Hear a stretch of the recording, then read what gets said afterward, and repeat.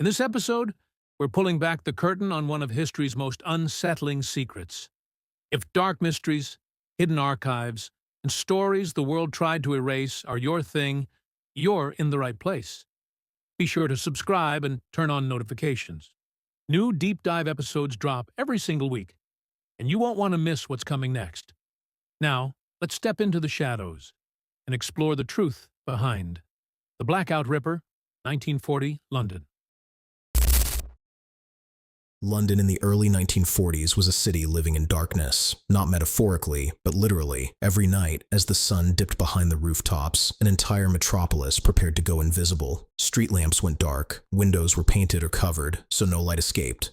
Cars drove with their headlights dimmed to a faint glow, and millions of people navigated narrow streets by memory, guided only by the distant echo of footsteps or the soft glow of the moon when clouds allowed it. The blackout was meant to protect London from German bombers, but in that same darkness, another threat moved quietly.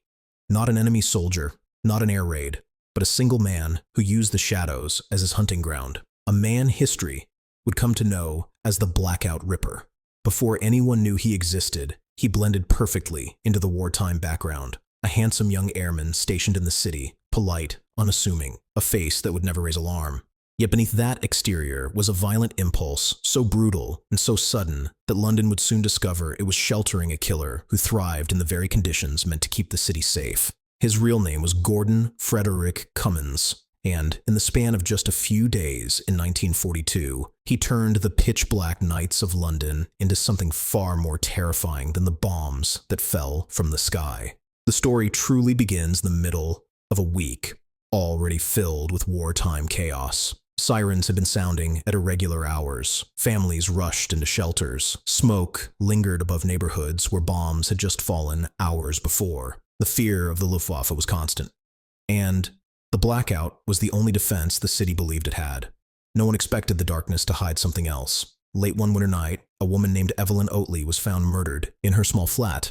A neighbor had grown suspicious after noticing her door slightly ajar. When police arrived and stepped inside, they walked into a scene so violent, so shocking, that it immediately drew comparisons to another killer who had terrorized London decades earlier, Jack the Ripper. But this wasn't the late 1800s. This was 1942. London was supposed to fear bombs, not blades. Investigators were horrified by the brutality of the attack.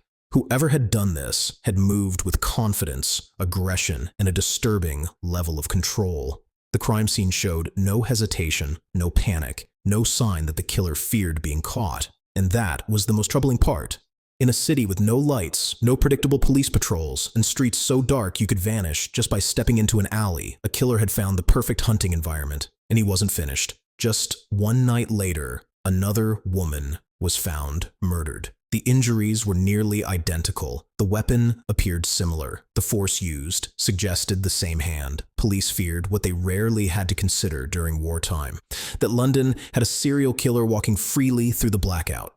Residents, already exhausted by raids and rationing, now had a new fear: the idea that someone could brush past them in the dark. Someone whose face they couldn't see. Someone who didn't need bombs to destroy a life. The press quickly seized on the story, calling the unknown murderer the Blackout Ripper. The name stuck, and it spread. London had seen killers before, but the conditions of the blackout made this one feel different, more unpredictable, more opportunistic, more like a shadow than a man. As panic grew, detectives launched an intensive effort to profile the killer. They believed he was strong, confident, and comfortable navigating the dark city streets. They suspected military experience because of the precision and force used in the attacks. But beyond that, they knew very little. Meanwhile, Cummins continued living his ordinary life,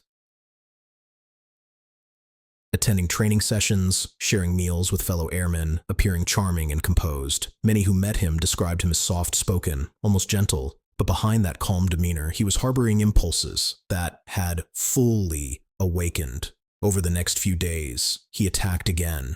The pattern was becoming clear. He struck in total darkness, choosing times when air raids distracted the city. He targeted women who were alone. He moved with frightening confidence, slipping into rooms, overpowering victims, and leaving scenes of astonishing violence. What made him especially dangerous was how seamlessly he blended in. When the blackout fell, everyone looked the same, just silhouettes in the night. and he used that anonymity as a weapon. But like many impulsive and overconfident killers, Cummins made a mistake. During one of the attacks, he left behind something crucial: a gas mask case issued to airmen, stamped with a service number. It was the break detectives desperately needed. The trail led straight to Gordon Cummins, a Royal Air Force cadet. When they apprehended him, he didn't resist. He didn't struggle. He didn't even look surprised. Instead, he behaved with a chilling calmness, as if he assumed the darkness would protect him forever. But evidence quickly piled up. Personal items belonging to some of the victims were found in his possession. Fingerprints matched. Tools used in the attacks were traced back to him. Still, what shocked investigators most wasn't just the evidence. It was how calmly he responded to it. He denied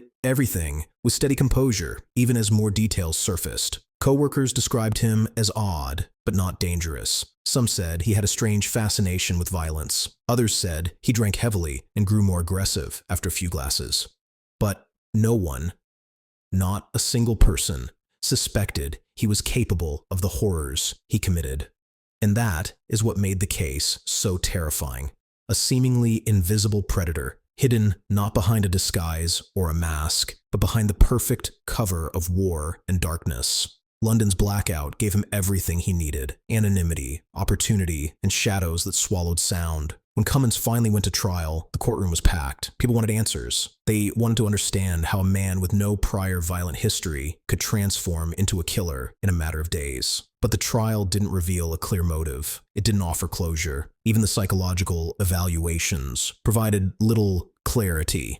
He simply became something monstrous when the lights went out. Cummins was found guilty and sentenced to death. His execution came quickly. Wartime courts moved fast. But even after his death, questions lingered. Had he acted alone? Were there earlier victims during his training or deployments? Could someone else have taken advantage of the blackout at the same time? Some witnesses reported seeing multiple figures on different nights. Others believed the attacks had a level of speed and brutality that suggested more than one person.